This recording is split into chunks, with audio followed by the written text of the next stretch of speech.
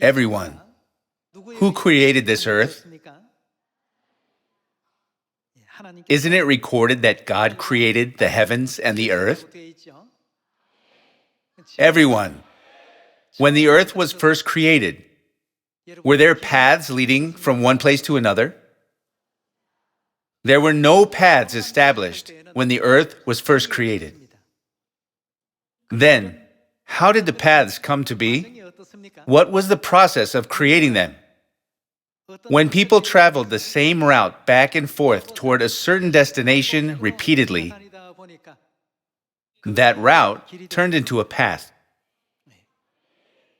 Even though there were no paths on this earth before, a path was established by people when they traveled the same route. Going back and forth once, twice, over and over again, by repeating the process of going to a certain destination and returning home. And again, going to the same destination and returning home, a path was formed. In the same way, by studying the words of truth written in the 66 books of the Bible, we can find two paths. A path to heaven and a path to hell. We should not take the matter of these paths lightly. When we happen to go in the wrong direction, we often say that we have lost our way. Since there are so many paths on our way, we might end up reaching the wrong destination, even though this place is not the destination we intended to go. So, to lead us to the correct destination, that is, the kingdom of heaven, Heavenly Father and Heavenly Mother, who were prophesied in the entire 66 books of the Bible, have appeared. In the very last prophecy in the book of Revelation, the Spirit and the bride say, "Come," and continue to say, "Come here" to us. It is because only when we go to where they are can we confirm that we are going in the right direction, that is, the kingdom of heaven.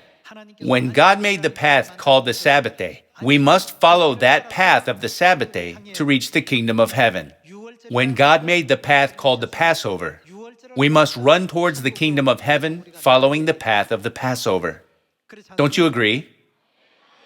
However, if we follow other paths that were not created by God Himself, those paths are not the paths of salvation, nor the paths that lead us to heaven.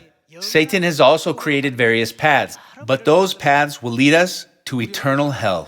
To the people with worldly desires, Satan entices them by using those worldly desires and leads them to the path of hell. In many cases, we can see that Satan even sends false prophets and deceives people with falsehood that sounds pleasing to the ear, but ultimately drags them to hell. This is why Revelation 14 says that we should follow the Lamb wherever He leads us, isn't it? Let us read Revelation chapter 14 together. 14 verse 4. These are those who did not defile themselves with women, for they kept themselves pure. They, what do? Follow the Lamb wherever He goes. They were purchased from among men and offered as first fruits to God and the Lamb. We must follow the path which He leads us to. There is no reason for us to have conflicting thoughts about this. Therefore, what does the Bible say that we must do?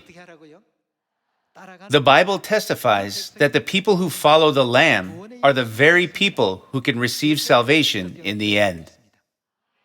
Since it is only God who created the way and knows the way to the kingdom of heaven from this earth, we must follow our Heavenly Father and Heavenly Mother wherever they guide us, so that we can all enter our true hometown, heaven. I would like to conclude this sermon. Thank you very much.